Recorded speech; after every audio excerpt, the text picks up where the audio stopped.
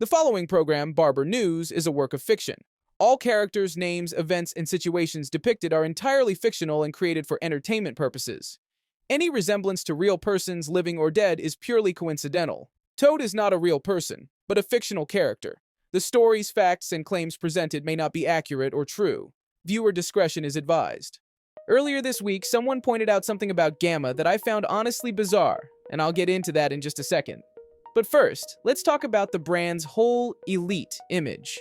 If they're aiming to position themselves as top tier, why don't they have any truly elite ambassadors? Now, some of you might say, but Toad, Jeezy is an ambassador. Actually, he's not. They did a collaboration, sure, but he's been vocal about preferring other brands over Stylecraft. He even mentioned that he'd only agree to make a clipper with them if he could still promote competing products. Wild, right? Anyway, I was digging into some of the latest barbering terminology, and things are getting crazy out there. Check this clip out. Take a look at that undercarriage. It's a perfect undercarriage. No flop here. That was honestly strange. Major brands typically choose ambassadors who genuinely reflect their image and values. For instance, Rolex features individuals who exude professionalism and sophistication, reinforcing the brand's premium and elegant identity. Similarly, sports brands align themselves with athletes, people who represent performance, discipline, and dedication. It's all very intentional, and it makes perfect sense. When the right person represents a brand, it creates a sense of harmony. It becomes immediately clear what the brand stands for. Take Dana White, for example, the president of the UFC. He gambles, speaks openly about business, shares insights, and maintains a strong physical presence. He looks like he belongs in the world he represents. There's credibility there. So that's why I find it so puzzling that Stylecraft has chosen this particular individual as their main ambassador. Frankly, I don't know how else to describe it. Clown feels like the only appropriate word. I'm genuinely confused by the choice. Take a look at this and see for yourself. I taught barbering and cosmetology for over 10 years to barbering. Also, I have the YouTube Barber Academy.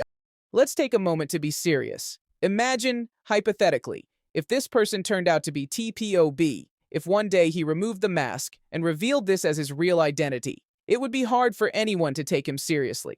Honestly, it would be more shocking than showing up to a job interview at a bank with a tattoo machine inked across your face. Even in the creative world of barbering, painting your face like this feels completely out of place. It resembles something closer to tribal face paint than anything related to professionalism or style. The color itself, almost an oak wood tone, makes it look more like a character costume than someone representing a serious brand. How did they get this so wrong? In what context is this look acceptable, let alone aspirational? And if you're a barber who genuinely thinks this looks cool, I'd love to hear your thoughts. Maybe I'm out of touch, or maybe the trends really are changing that much. But I honestly can't imagine sitting down with this person to discuss a clipper and not being completely distracted by the amount of paint on his face.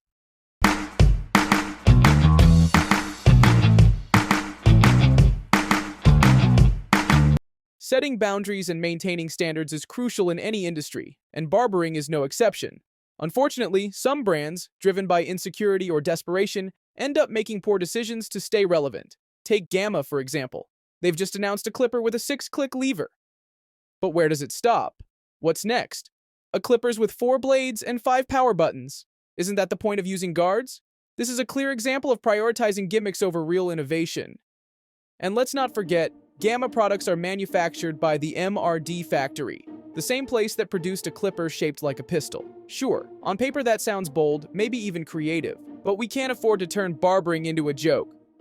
Barbers rely on well-made, functional tools to make a living. This is a profession, not a circus. The 6-click lever seems like nothing more than a marketing trick to grab attention. In reality, adding features like this often means cutting corners elsewhere. The cost savings on internal components help them make the product look cool while charging more for less. I've studied this brand closely. Beneath the flashy packaging and fake hype, it's a low-cost product pretending to be high-end. For years, marketing covered the cracks, but now, that's catching up. And that's exactly why you're hearing less and less from the brand. All right, so what I'm getting ready to do is a little reconfiguration right now.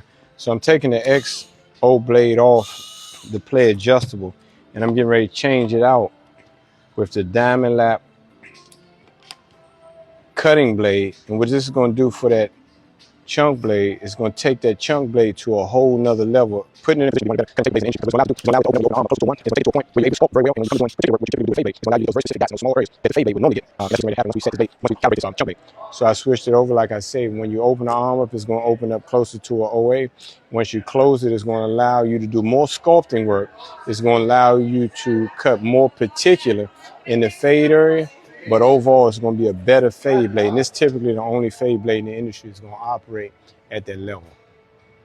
This is someone I trust, someone who has gone through trial after trial and has finally found something he truly believes in. He's now putting all of his experience and knowledge on the line to share it with the world. What speaks volumes about his character is that he's chosen to step away from other brands. It's not about chasing deals. It's about aligning with the tools that genuinely reflect his passion and standards. This isn't a quick collaboration or a short-lived move. This is just the beginning. Some of you might not have even known that blade existed. If you have any questions about it, feel free to reach out. On another note, I want to share how excited I am as we approach the final stages of the slime games. We're now down to our last 7 barbers, and it's been an incredible journey. In case you haven't been following, over 100 barbers started out, all competing for a chance to become a TPOB ambassador. What makes this even more exciting is that in one of the final stages, the public will have a say in who stays and who goes. Your voice will matter, so if you haven't already, check out my social media and follow along. The energy is building, and trust me, you won't want to miss what's coming next.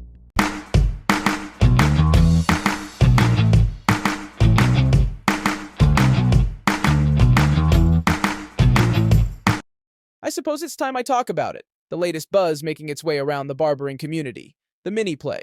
For over a year now, I've been seeing the comments and hearing the conversations. So many of you have said the same thing. Imagine if the play was just a little smaller. And I completely understand where you're coming from. There's a huge number of barbers who love working with compact clippers. Smaller tools offer more control, better maneuverability, and for many, they just feel more natural in the hand. Now, in my opinion, the original play is already a very well-balanced clipper. It's not oversized by any means. In fact, I'd say it's a very average size. But what sets it apart is its design. The ergonomics, the weight, the build. It was made with intention, and that's why it's been so well received. But now the mini play is on the horizon, and that changes everything. The idea of that same blade system, paired with the grips, but in a smaller, more compact form, that's going to be something special. It's a clipper that's going to speak directly to those who've been asking for tighter handling without compromising performance. I'd love to hear your thoughts. Drop a comment and let me know what you think about the mini play. I can tell you this much, it's not far away. Okay, barbers, please hit the like button, leave a comment, and subscribe. I am excited to hear your thoughts. Please give me your opinions on everything. Barbers, it's goodbye from me. I'm out. Peace.